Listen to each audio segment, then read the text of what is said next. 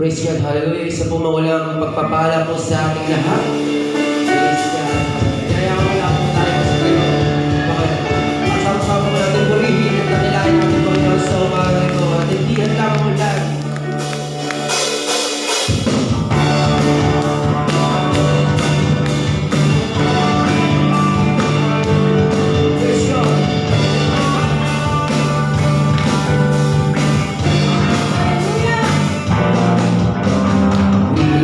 Yahweh,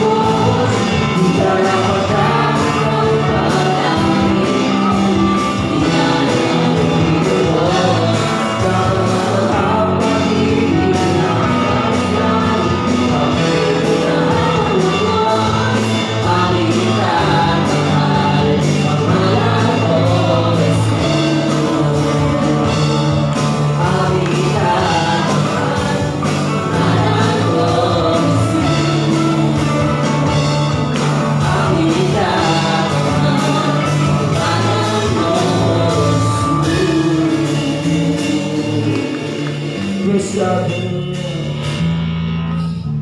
Praise God.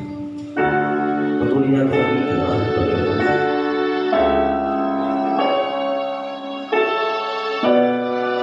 Nagagawa mo na tayo pinag-isip.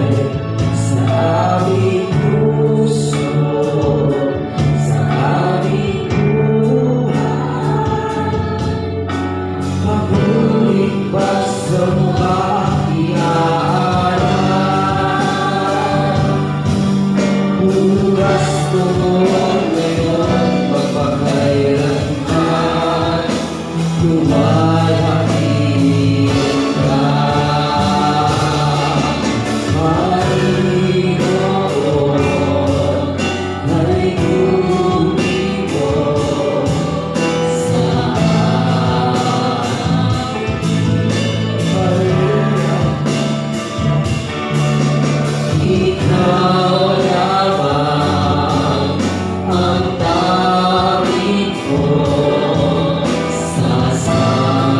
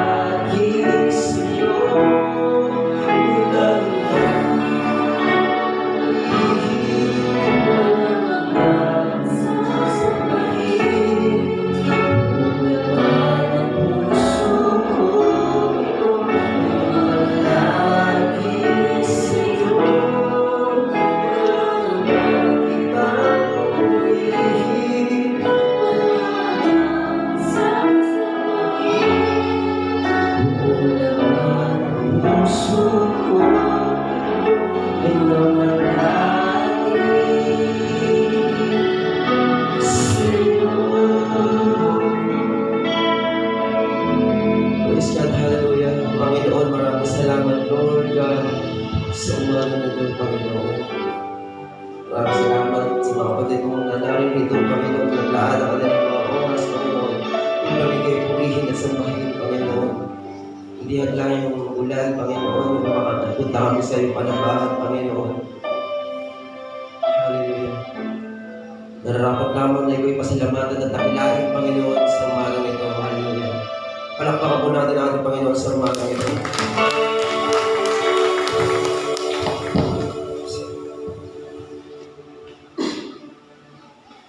Sabay-sabay po natin basahin ang banal na salita ng Diyos mula sa unang Pedro, Kabanata 1, talata 7. Ang gintong nasisira ay pinaparaan sa apoy upang malaman kung talagang dalisay. Gayon din naman ang inyong pananampalataya, na higit na mahalaga kaysa ginto, ay pinaparaan sa pagsubok upang malaman kung ito'y talagang tapat. Sa gayon, kayo papupurihan, nadakilain at parangalan sa araw na mahayag sa Diyos. Muli pa pagkabasa ng buhay at talaga salita ng Diyos.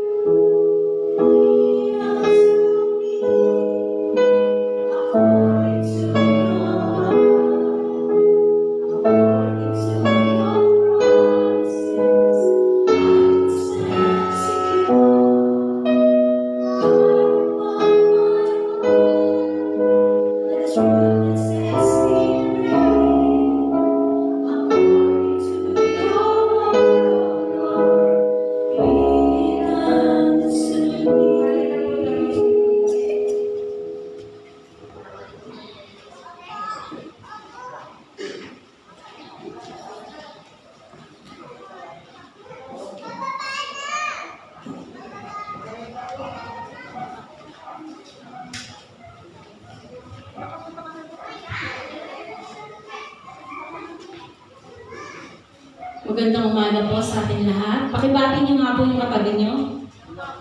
Butin dito yung ulan. Ala namin, ala ng service kasi ulan na nandun. Oo, walang kakagad ng pag-aaral. Ha? Oo. Yung nasa likod na lang, batiin natin. Grabe yung ulan. Kala namin hindi magpaano. Signal number 1 po kasi tayo. Okay lang po. Ang importante po, nandito po yung mga kinumbit ng Panginoon para dumalo po sa ating banal na lugar. Na-bless po ba tayo sa awitan? Amen.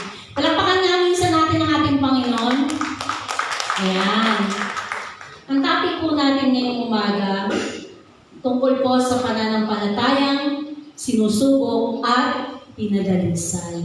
Sa 1 Peter 1:7. Sabi doon, ang gintong nasisira ay pinaparaan sa apoy upang malaman kung talagang dalisay.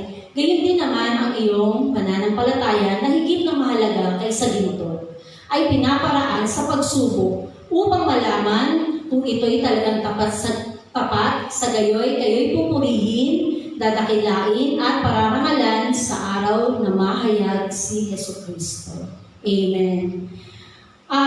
Alam ko po ang lahat, hindi natin masasabi na tayo ay hindi dumadanas ng mga pagsubok sa buhay. Amen po ba? Sabi doon, sino sa atin ang hindi sinusubok? Wala. Lahat tayo sinusubok. Sabi nga, kahit Kristiyano ka pa, kahit pastor ka pa, o presidente ka ng Pilipinas, lahat tayo sinusubok. Amen po. So sabi doon, kung meron man, wala pa marahil sa atin ang mga pagsasabing hindi pa siya dumaan sa matinding hirap, kalungkutan o pagkalito. Ang buhay ay puno ng pagsubok. Totoo po yun. Ang buhay natin ay parang sa pelikula. Madrama, may aksyon, madrama, may kwela, ganyan. Marami. Sabi nga, ang buhay natin ay puno ng pagsubok, pinansyal, kalusugan, relasyon, at sa ating pananampalataya. Sabi doon, kapag dumarating ang mga pagsubok, madalas natin itanong, bakit ako? Bakit ako, Panginoon? akong mali? Ako, di ba, no, sinabi ko na sa inyo yan, kinuwento ko na sa inyo yan.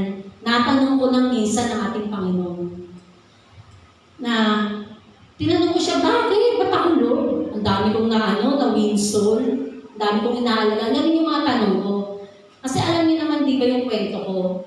Lagi ko yung sinasabi, nagtanong talaga ako sa kanya. Tapos alam niyo ba, yung tanong ko na may sakit, na may parang tampo sa kanya. Marami ko sinasabi sa kanya. Pero hiningi ko po yun ng tawad sa ating Panginoon. Sabi doon, kapag tumarating ang mga pagsubok, madalas sa ating itanong, bakit ako, Panginoon? Ano ang ginawa kong mali? Ngunit ngayong umaga, babaguhin natin ang tanong na yan. Hindi na natin tatanungin na bakit o bakit ako, Lord, kundi para saan. Yun daw po dapat ngayon na lagi natin sinasabi. Lord, para saan? Bakit ko ito nararanasan? Para saan? Nung nakaraan, nung nagkaroon po ako ng sa puso ko, na may naranasan ako na sa puso ko nung nakaraan. Tapos sabi ng pastor na nakausap ko, anak, ini-stretch lang tayo ng Panginoon. Para ang lahat ng yan, at pag yan ang nalampasan mo, magiging matatag ka na. Ini-stretch tayo, nililiglig tayo. Hindi mo kailangan sumuko. Kailangan mo lumaban. Kasi, ang lahat ng yan ay pagsubok sa atin na kailangan natin pagtagumpayan. Amen po ba? Wala namang pagsubok na hindi natin kaya pagtagumpayan. Basta't kasama natin ang ating Panginoon. So sabi doon, babasahin ko po muli. Sabi doon, ang ginto na sisira ay pinaparaan sa apoy upang malaman kung talagang dalisay. Nakita niyo po yun. Ang ginto po, bago po yan mapatunayan na pure gold siya, marami siyang pinagdadaanan na proseso. Alam niyo po ba, ito po ano lang po ito, paalaala. Si Ben, bumibili po yan ng alahas. Kasi nung araw, hindi naman po uso yung mga magnet sa mga alahas.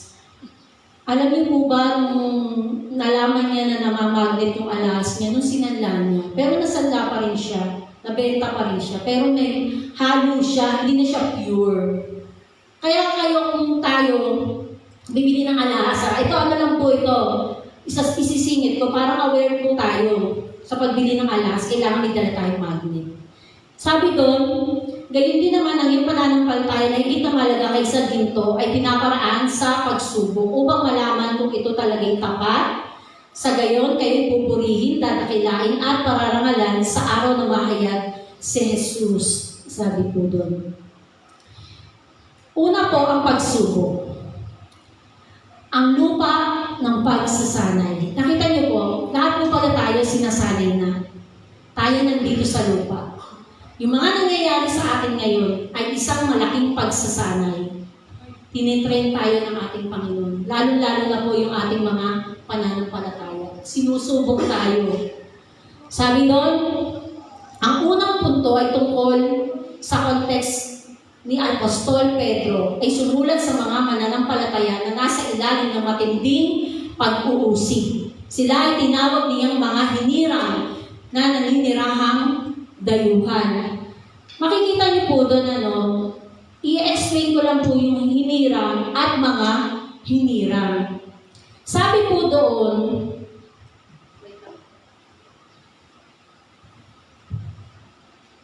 dalawang salita pero magkaiba. Makikita niyo po doon. Sabi doon, hinirang.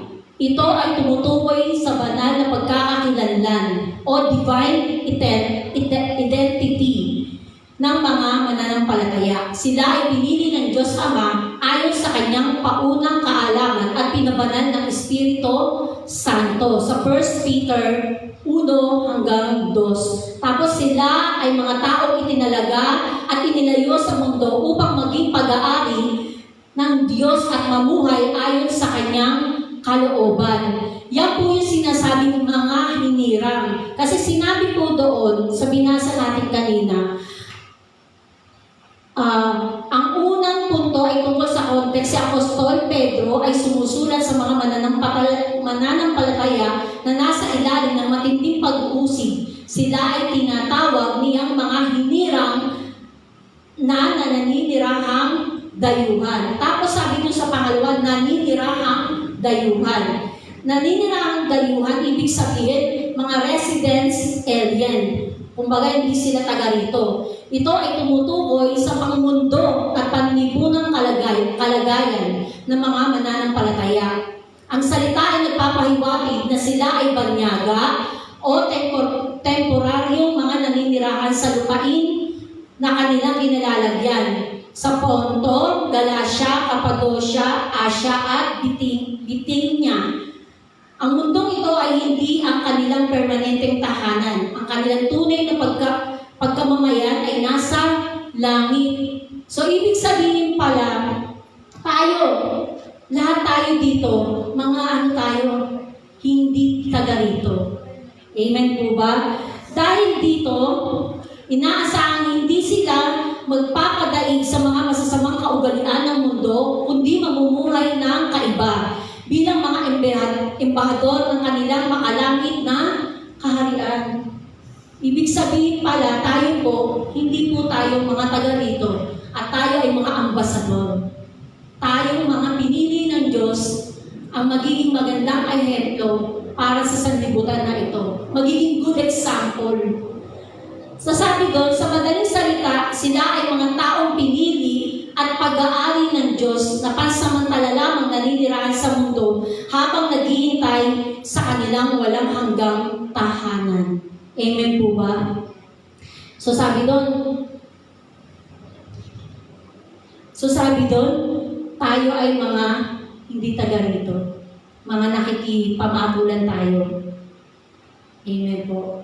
Pinili tayo para maging ambasador ng banal na kaharian ng langit. Kaya daranas tayo ng mga pagsubok sa buhay, pero kailangan makita sa atin ang Kristo na ating sinasamba. Amen po ba? So sabi doon, pananampalataya versus ginto sa letter A. Ginamit ni Pedro ang isang napakahusay na pagpapahalin tulad sa ginto.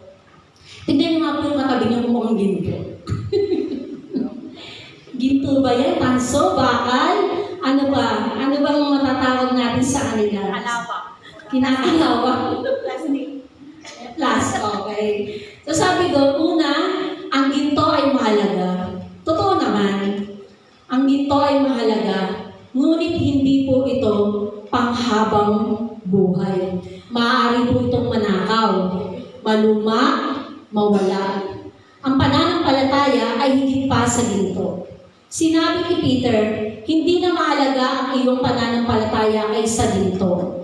Ang ginto ay material.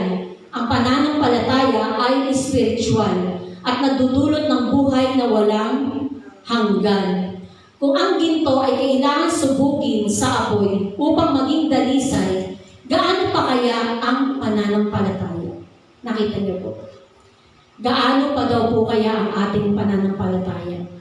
Kung ang ginto nga daw po ay sinusubok, dumadaan sa maraming proseso para mapatunayan na siya ay purong ginto. Marami siyang pinagdadaanan. Sinasalab siya sa apoy, kung meron mamaya ipapakita ko po sa inyo yung picture nung ginto na dumadaan siya sa apoy para yung karumihan ng ginto na to maibabaw para maging puro siya. So sabi doon, tayo rin ay daranas ng pagdalisay. Tayo po ay aayusin ng Panginoon maging ang ating puso.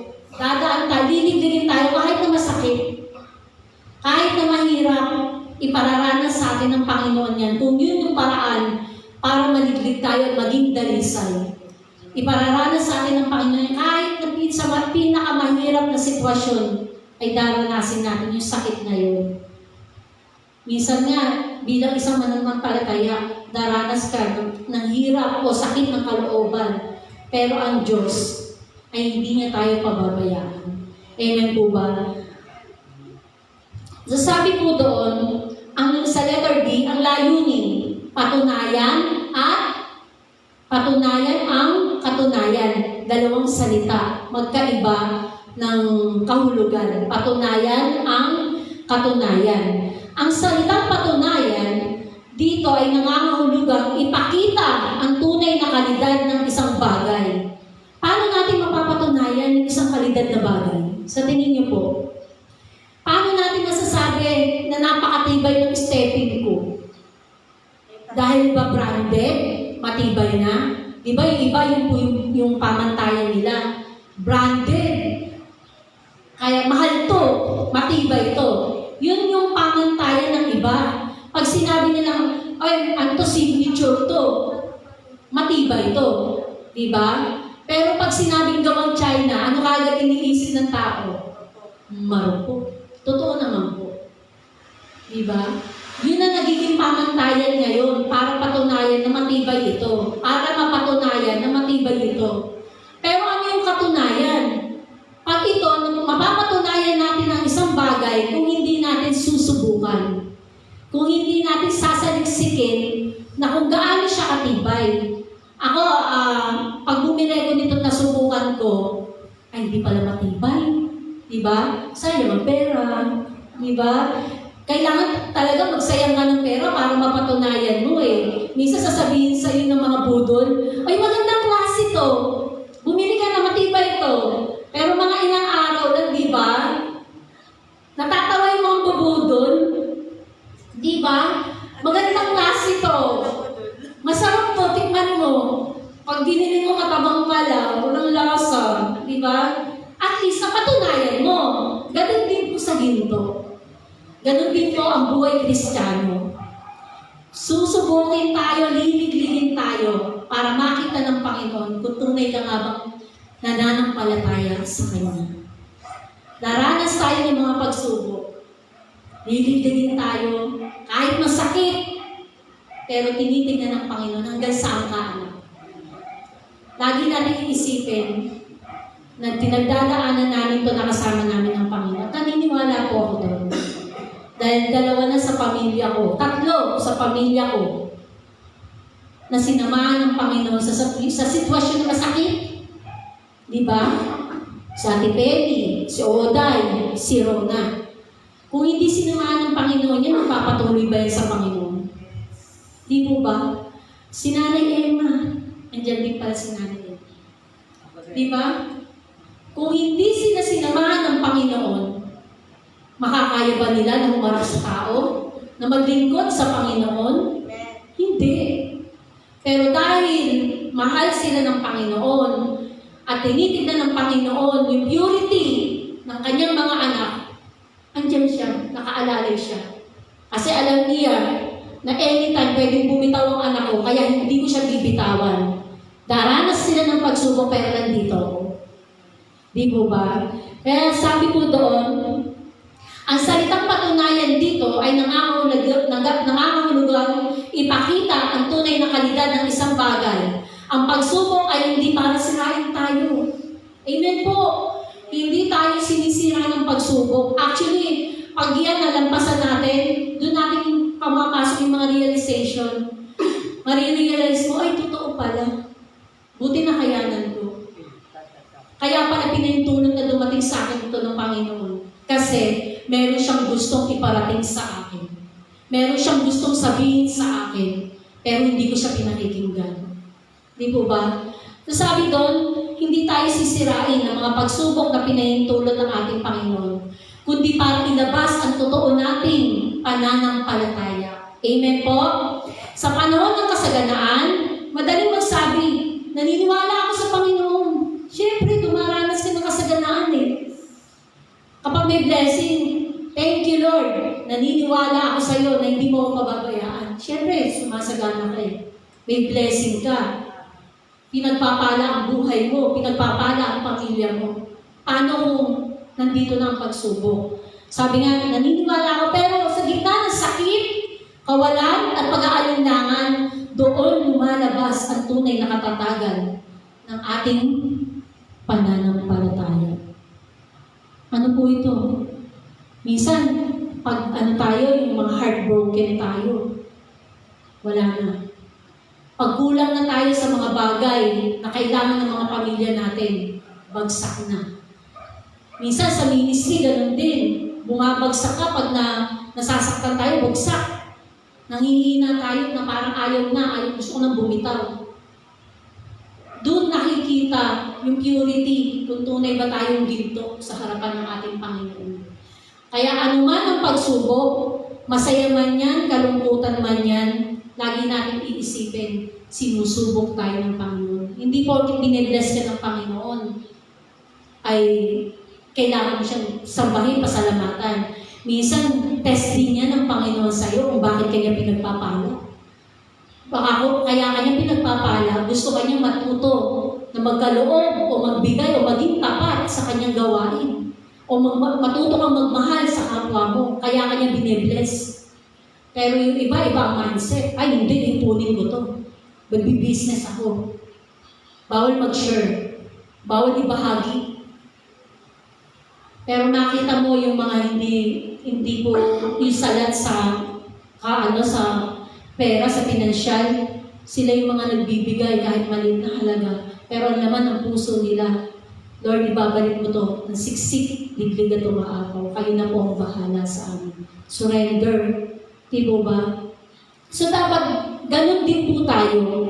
Ano man ang pagdaanan, huwag natin kakalimutan na kasama po natin ang ating Panginoon. Sa pangalawa, sabi po doon, ang pagdadalisay. Ang proseso sa apoy. So sabi doon, ang pagdalisay ay paghihiwalay ng mahalaga mula sa walang kabuluhan sa mundo ng paggawa ng ginto. Nandiyan po yun. Nakita niyo po yan? Yung mga proseso na ginagawa sa apoy sa ginto. Ang dami niyang pinagdadaanan ng mga chemicals, ina-acetylen na apoy. Yan. Pag yung apoy na yan, tinutok sa balat mo, talagang butas. Kasi solid yan. Bakal nga, nabubutas niyan eh. Lalo na kapag tinutok siya sa ginto. Nakita niyo ang ginto, ganyang kalaki. Pero pag sinalab yan sa apoy, lumili. Paliit ang paliit. Nakita niyo po ba yung mga nakaumpok na ginto na yan? Lumiliit yan. Bakit? Yung iba kasi dyan, hindi siya purong ginto. Lumiliit siya at ang natitira, ang pumapaibabaw, yung mga dumi. Kaya sila sinasalab sa apoy, pinaaangat ng apoy, ng init ang dumi. At ang natitira, yun ang tunay na ginto. Amen po ba? So sabi doon, ang dumi o dross ay lumulutang sa ibabaw at inaalis. Kaya nananatili ang purong ginto. Sa palagay niyo, tayo po ba dinadalisay din ng Panginoon? Amen. Lahat tayo dinadalisay ng Panginoon. Pero sa umaga na to, ipanalangin natin na sa pagdalisay sa atin ng Panginoon, samahan niya tayo. Na huwag niya tayong iiwan. Kasi hindi natin makakaya kung wala ang Panginoon. Kung wala ang Panginoon sa tabi natin, hindi natin kakayanin na dalinsayin tayo ng mundo na ito. Yung iba, dumaranas ng struggle, ng pagsubok, ng pagdalisay. Pero mas pinipili nilang lumayo sa Panginoon. Mas pinipili nila na gumawa na sa sanlibutan para sa sandaling ang kaligayahan. Mas pinipili nila na magliwaliw na kasama ang iba. Uminom, magbisyo, na akala nila yun yung makakasagot sa problema ng ating mga pinagdaraanan. Pero mali po. Kasama po ito sa pagdadalisay sa atin. Na tumayo tayo bilang isang mananampalataya. Sabi nga kanina sa unang binasa natin, ambassador tayo sa banal na kaharian ng ating Panginoon. Kaya tayo nandito sa mundo na to. Ito po ang training natin, itong lupa na to. Kaya kailangan natin humarap sa kanila na may Diyos tayong pinaninindigan, na may Diyos tayo na pinaglilingkuran. Amen po ba? Sabi doon, ang apoy ay kinakailangan. Ang apoy sa ating buhay ay ang ating mga pagsubok. Walang magandang bagay na madaling makuha. Kailangan itong dumaan sa proseso. Totoo naman po yun. walang madaling bagay na pinadadali. Tayo nga po, tingnan nyo, bago tayo maging engineer ang mga anak natin, bago maging doktor, ano ba mga pinagdaanan ng mga yan? Kagad-kagad ba pag grade 1, doktor na agad? Di ba hindi? Ilang taon bago nila makuha yung sinasabi na title na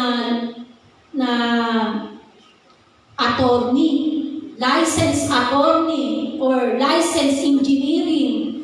Nagsunog sila ng kilay para makuha nila yung title na yun. Hindi ganun kadali. Di po ba?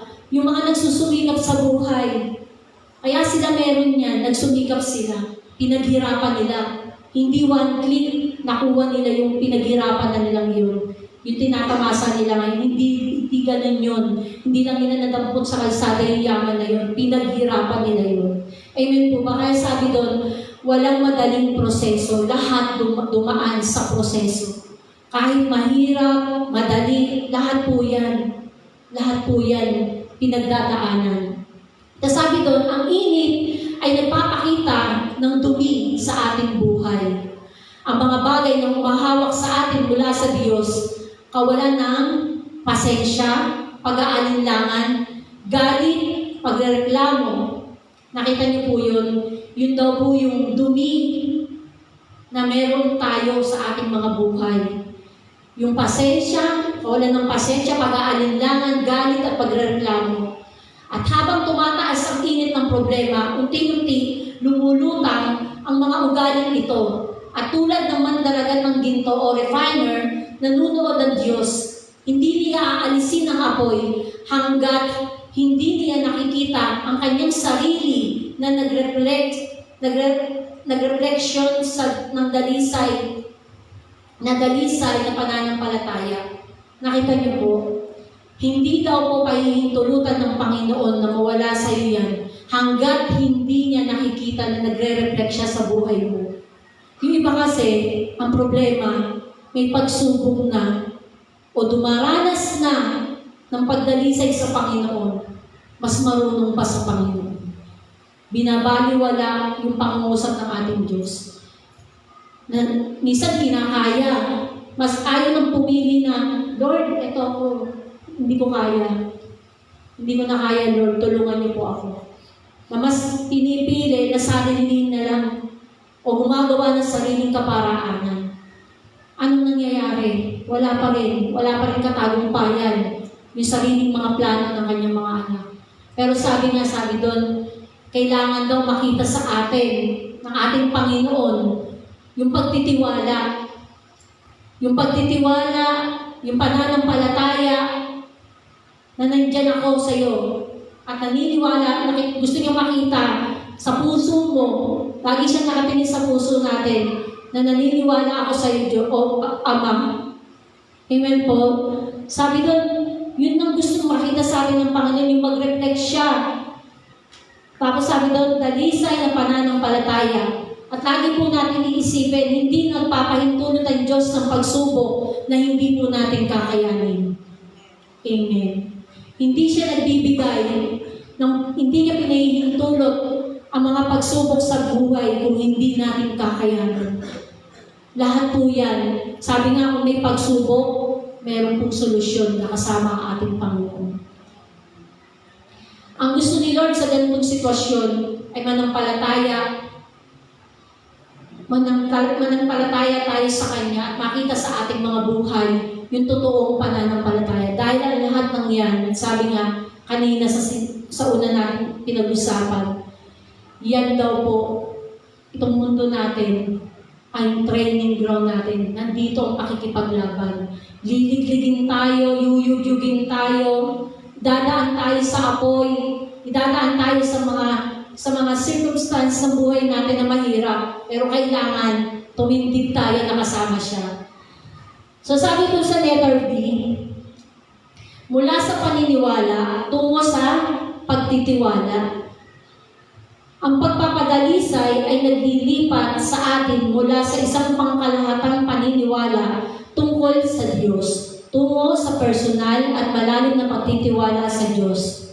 Kapag nasubok tayo at nakita natin tapat siya, ang ating pananampalataya ay nagiging solid, walang halong pagdududa. Nakita niyo po, mula daw po sa pagtitiwala at paniniwala, tayo po ay nagiging solid, nagiging pure, nagiging tapat, nagiging tunay. At sabi po sa pangatlo, ang lahat ay may pabuya. Ang pabuya, ano po ang pabuya? Sabi doon, papuri, kaluwalhatian, at karangalan. Ang pagpapadalisay ay may layunin at ito ay ang magandang bahagi ng talata. Hindi lang tayo dumadaan sa hirap para lang maging mas matatag. May magandang pabuya na naghihintay sa atin. Nakita niyo? Nakakatuwa na sa bawat nangyayari pala sa ating mga buhay, ang lahat ng ito ay may nakalaan na pabuya sa ating Panginoon. Sabi doon sa letter A, ang gantimpala ay mula kay Kristo. Ang pangwakas sa pagpapatibay sa ating pananampalataya ay mangyayari sa pagpapakita ni Jesucristo, ang kanyang ikalawang pagparito. Sa araw na iyon, lahat ng ating pagtitiis, luha at pagdarasal sa dilim ay makikita. Tapos sabi doon, may tatlo po siyang pangako. Una, sabi doon, papuri. Papuri mula sa Diyos mismo. Isipin ang marinig ang kanyang boses na nagsasabing, mabuting gawa, tapat na lingkod. Sino daw po yung magsasabi sa atin nun? Sa second coming? Ang ating Panginoong Yesus. Alam niyo po, imagine ninyo ang Panginoong Yesus ang magsasabi sa atin yan. Tayo ang mga magulang Pag narinig natin na yung mga anak natin sinasabi nila na, ang bait ng anak mo, ang talino ng anak mo, di ba? Ano yung nararamdaman natin? Di ba nagagalak tayo? Nagpapasalamat tayo. Tapos yung puso natin na parang iba, na hindi ako nagkamali ng pagpapalaki ko sa anak ko. Di ba proud? May proud tayo sa puso natin kapag ganun yung sinasabi. Paano pa kaya yung Panginoong Jesus ang magsabi sa atin nun? Sasabihin niya sa atin, mabuting gawa, tapat na lingkod. Amen po? Nasabi sa ikalawa, kaluwalhatian o glory. Hindi lang tayo pupurihin, bibigyan tayo ng kanyang kaluwalhatian. Ang ating pananampalatayang natubos ay magiging isang testamento ng kapangyarihan ng Diyos. Nakita niyo po yun? Magiging testamento. Yung lahat ng mga nangyari sa ating buhay, lahat po yan, magiging testamento sa ating Panginoon. May pagmamalaki niya tayo na sa kabila ng mga pinagdaanan natin, niliglig tayo, sinubok tayo, dinalisay tayo, pero hindi tayo bumitaw sa paniniwala na may Diyos na tumulong sa atin, na may sumuporta sa atin. Amen po? So sabi mo dun sa pangatlo, karangalan o honor. Hindi tayo magiging dayuhan. Tayo ay magiging kanyang mga anak na may karangalan. Hindi daw po tayo magiging dayuhan dito. Tayo ang kanyang magiging anak na mayroon pong karangalan. Ang pananampalatayang tumatagal sa apoy ay nagdudulot ng kaluwalhatian na magtatagal magpakailanman. Bakit po kaya? Bakit po kaya ganun? Sabi doon, ang pananampalatayang tumatagal sa apoy ay nagdudulot ng kaluwalhatian na magtatagal magpakailanman. Bakit po kaya ganun yung sinabi na ang pananampalataya daw po na tumatagal sa apoy? Kasi ako naniniwala po kasi nung dumadaan kami sa pagsubok, ang iniisip ko po noon, alam ko, sabi nga doon, apoy.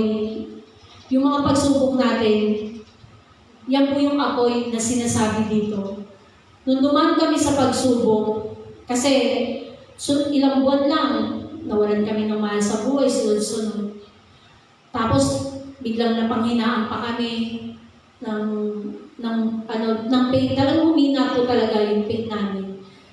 Pero, sabi ko, wala kaming ibang malalapitan. Tapos sa ministry, struggle din. Lahat. Sabi ko, Lord, parang gusto ko nang umayaw. Gusto ko nang bumitaw.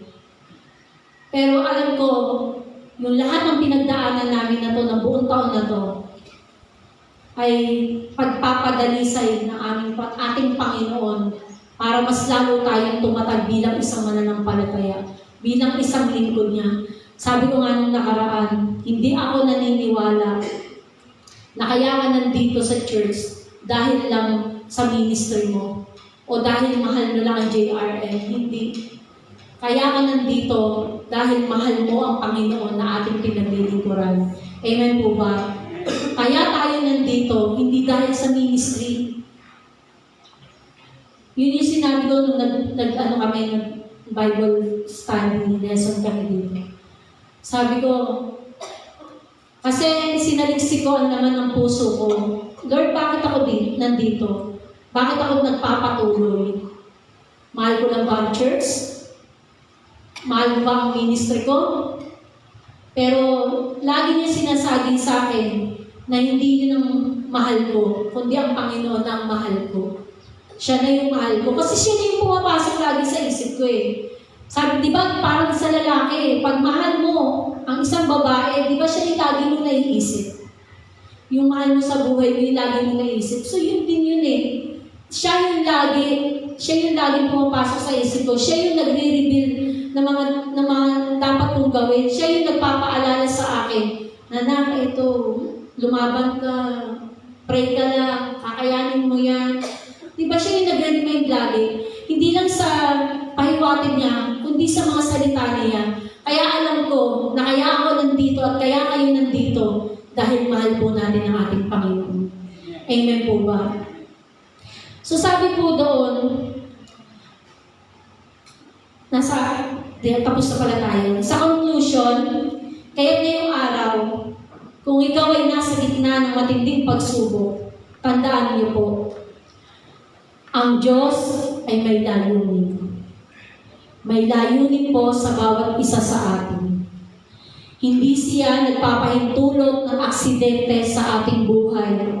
Siya ay nagpapadala ng init ng pagsubok, hindi para sirain ka o sirain tayo, kundi para gawin kang dalisay.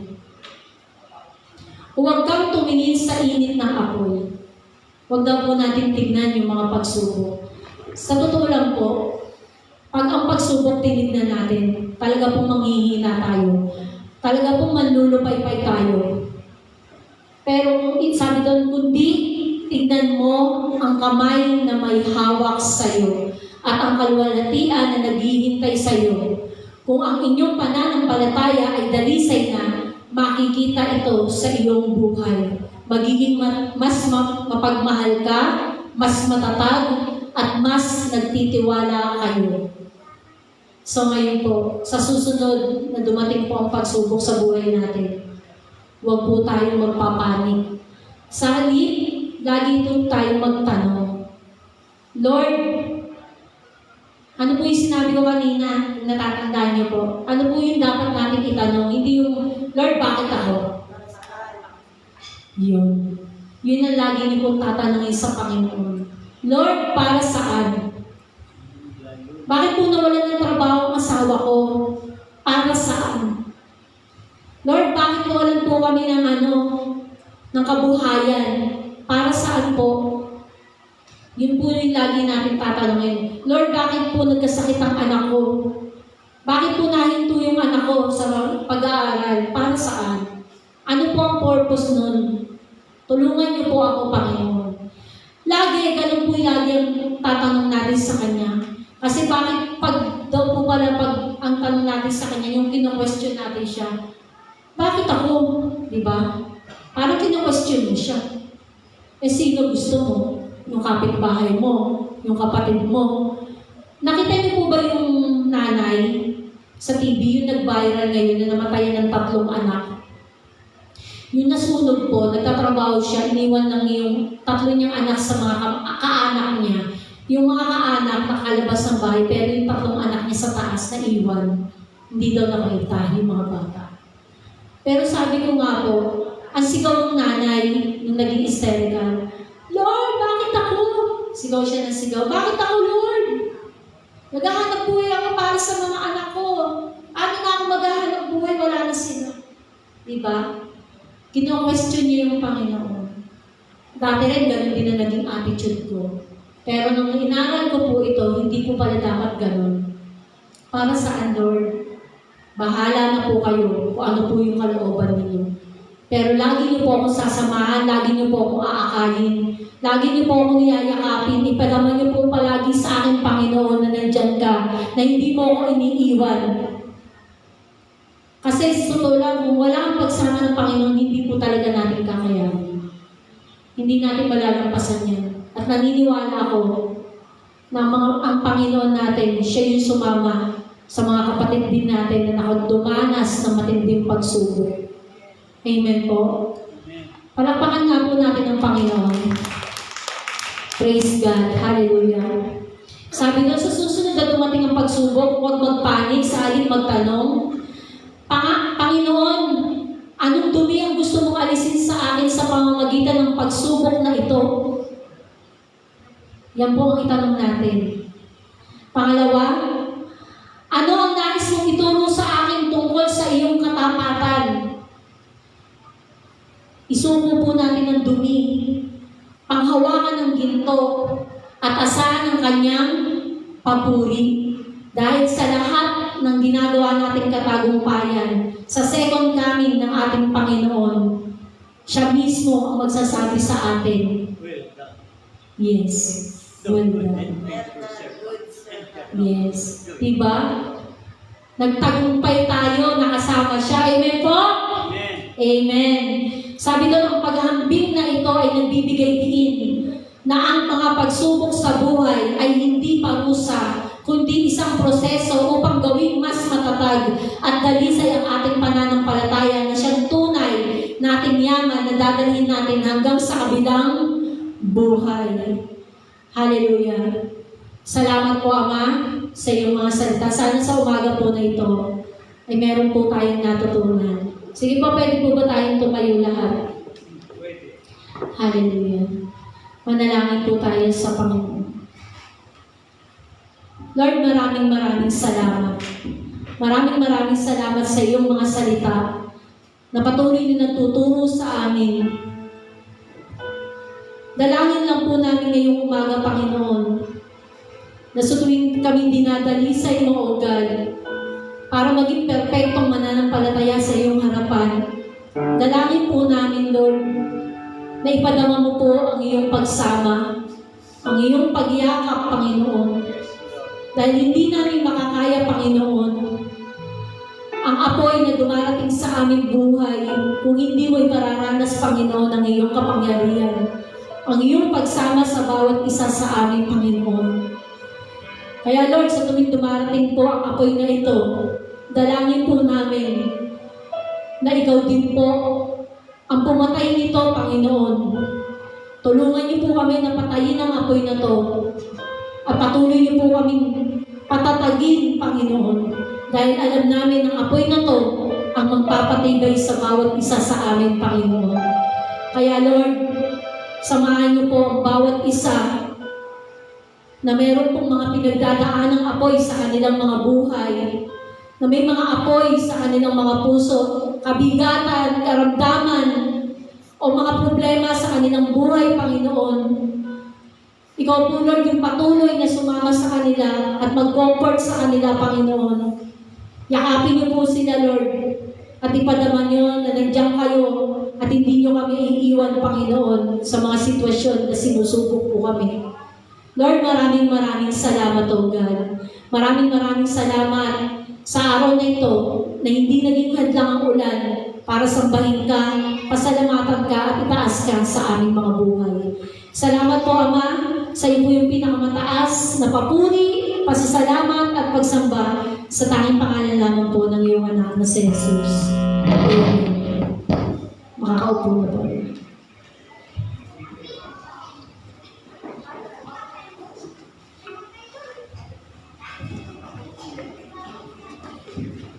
Ngayon po umaga na ito ay natapos tayo sa pagbibigay.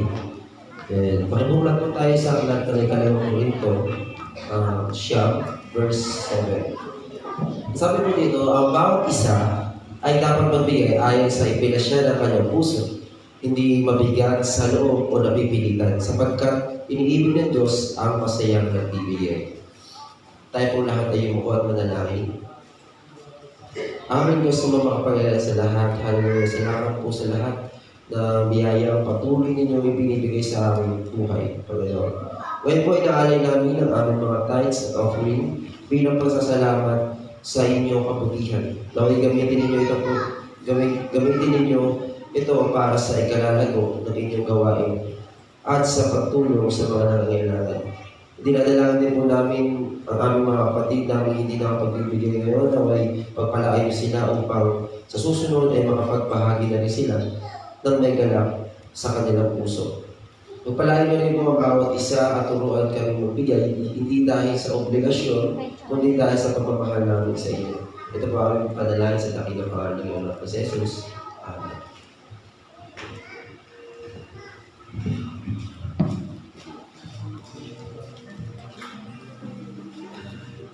Jesus,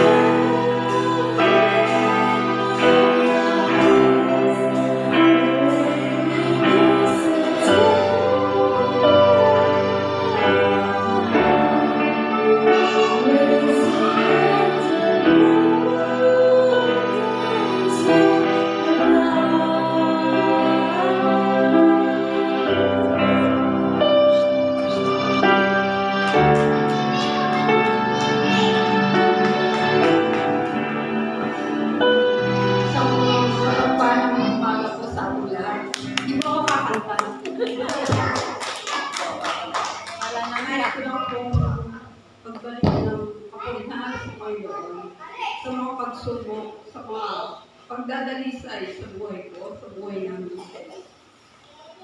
Nangyari ang lahat ayon sa kalooban ng Lord. So, nagpapasalamat ako sa Panginoon na tumawag sa atin at pumili sa atin ng bawat isa sa atin na natin. Naniniwala ako na yun nga, yung teaching natin, yung pagdadalisay, bahagi ng buhay ng bawat isa. Journey natin yun.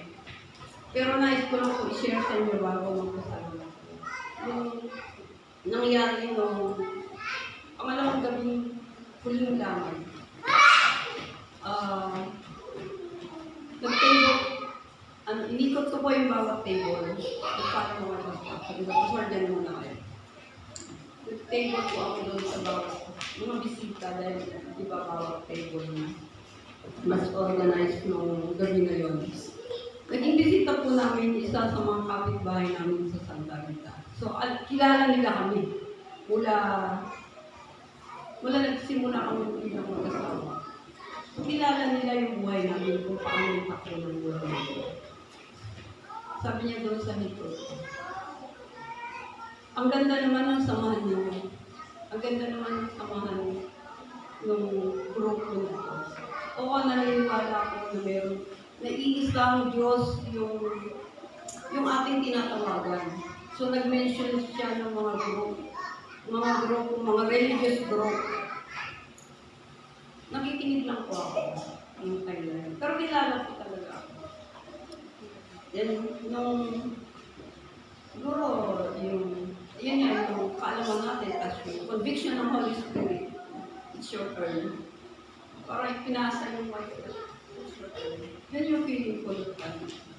Then, sabi ko, naniniwala po ako na isang Diyos yung tinatawaran natin. Pero ano nga po ba yung relasyon natin sa Diyos? Paano tayo tinutugon ng Diyos? So, alam natin ang tamang relasyon mo sa Diyos.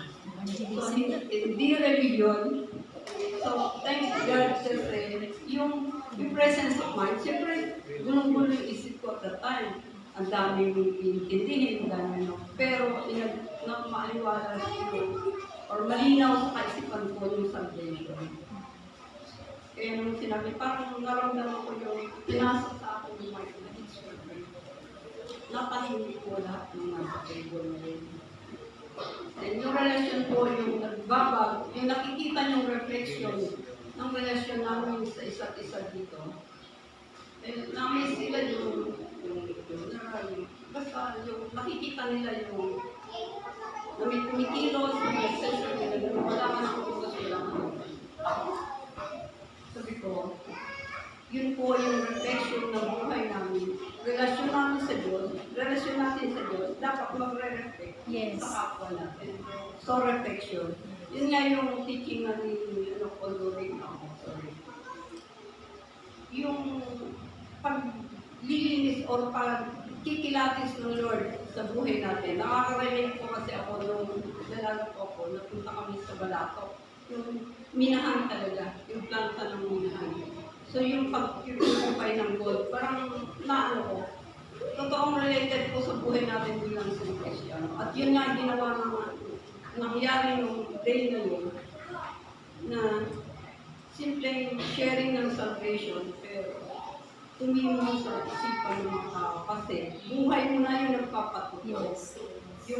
Yung buhay mo na, for 13 years po na wala po ako sa Santa Rita. So yung mga umabot na hindi okay. Nakita niyo po yung isang tao. Hindi doon sa tao pa nakakikundi. Ano yung tingin nila? So tama rin yung ano natin, diba? Relasyon pa rin. Ano yung relasyon ng mga tao ngayon sa iyo? Bakit sa gitna ng umuulan, sa gitna ng mga pangit na panahon, is naroon? Kasi may relasyon kayo sa isa't isa. Mahalaga sa iyo yung pagkakataon mo na ipakita yung pagmamahal. So, ganun din po tayo sa Panginoon. Hanggang sa huli, kailangan Makita, mag-reflect. mangbigyan po tayo sa ating mga pananampalataya. At yun nga po yung dala-dala namin simulan ng mga Kaya may time na nakikita nila papareho. Siguro, time na rin na pagod. Yung parang nakakaramdam na ng pagod. Pero yung mga nakakita po sa amin yung una dito, parang mga Gabriel sila, lumalaban ng kung saan-saan. So yun, magpapatuloy po natin, convince, parang gawin po natin yung kainitan. Yung may po naman tayo sa kapwa sa amin. Sabi ko, yung isang bagay na natutunan ko kay Pastor ko, yung respect. Respeto mo yung pananampalataya ng tao. Hindi yung i-share mo yung gospel na pagpilitan mo ikaw ang tama. Wala ka tayo sa pagpilitan. So yan po, maraming salamat sa mga nakiramay, tumulong, naging bahagi sa journey namin sa ano po. Hindi po ako nagpapalam, nandito pa rin po ako sa lugar. Mahal ko po ang class. Hindi po yung lugar, mga tao po na kung saan isang share na lang po. Yung sa pamilya po ni Pei.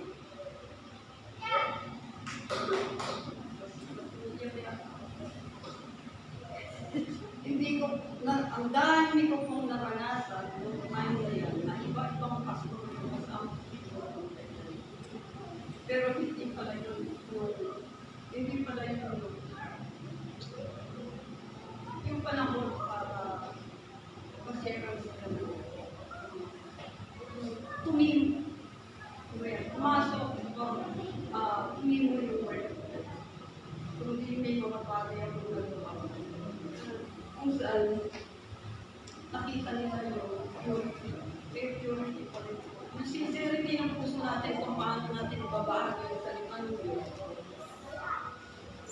Yan po yung makikita natin. Sa pa rin po, isang jamin ko from Manila. Kasi nag-gather po ang relatives ko, hindi relatives ni Paki. From north to south. Batangas, Ilocos, Balico. Nag-gather po dahil. Natutuwa po ako kasi ang word din pala yung mga tinanong. Sabi ko dun sa isa ka sa mga pinag-pray ko noong time na nakakilala ko. Hindi ko na-expect na yung matouch ba yung naiyak siya. So, thank you Lord kasi yung buhay na kakimala mo, yung buhay na ikaw din yung may karapatang kumuha ay masasabi ko hindi man perfecto pero naroon yung purpose. Kaya isang pastor yung umakyat ko rin dito. Ako kung Lord, makiramay sa iyo. Kung kasama ko sila sa mga. Kung kapatataga kasi may purpose pa rin Lord sa buhay mo. Yung patataga na sinasabi mo is hindi nakikita sa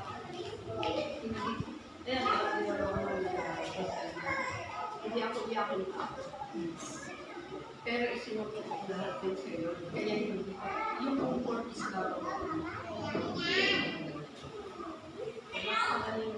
Sabi niyo tanggap ko. Siguro mas kilala lang ako ng puro kayo. Hindi patay pa kayo na alam niya yung mga weaknesses ko. Kaya hindi ko nararamdaman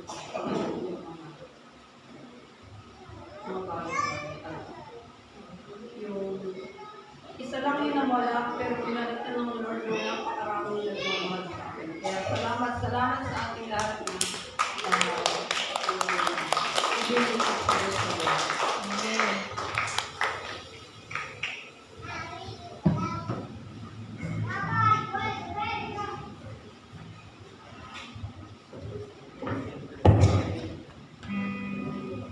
Ayan po, na-bless po ba tayo lahat? Amen. Kaya po tayo